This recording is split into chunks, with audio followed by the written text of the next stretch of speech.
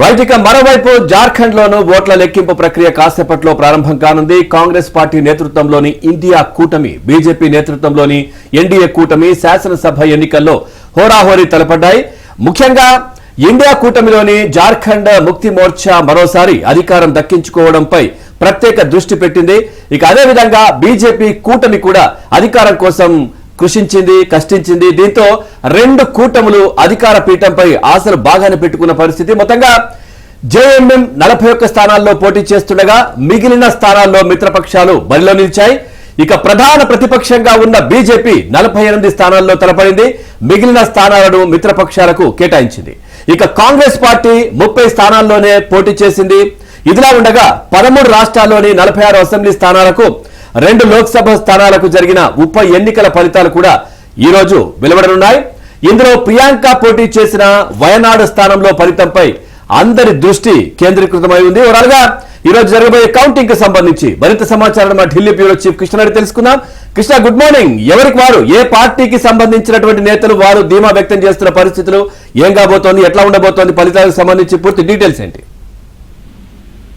పవన్, మహారాష్ట్ర జార్ఖండ్ ఎన్నికల ఫలితాలు మరి కొద్దిసేపట్లో వెల్లడి కాబోతున్నాయి. 8 గంటల నుంచి కూడా కౌంటింగ్ ప్రారంభం కాబోతుంది.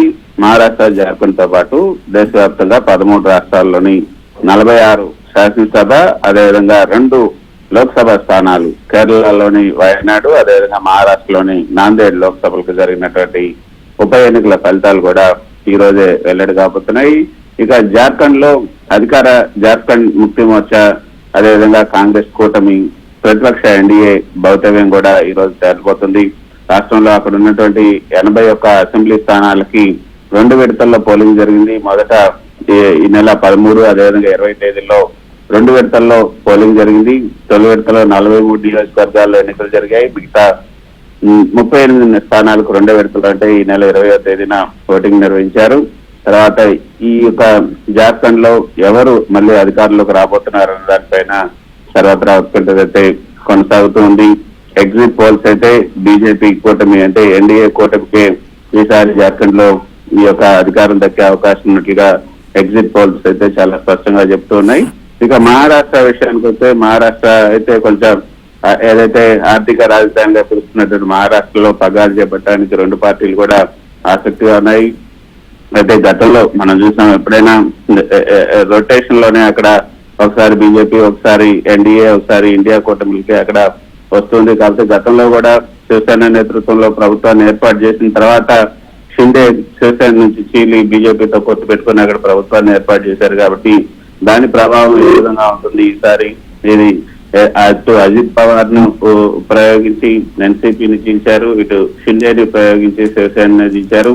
ఆ ప్రభావం గత పార్లమెంట్ సమావేశాల్లో మనం చూసాం. ఇటీవల జరిగినటువంటి సార్వత్రిక ఎన్నికల్లో మొత్తం 47 స్థానాలకు కానీ 30 స్థానాలు ఇండియా కూటమి దక్కించుకుంది.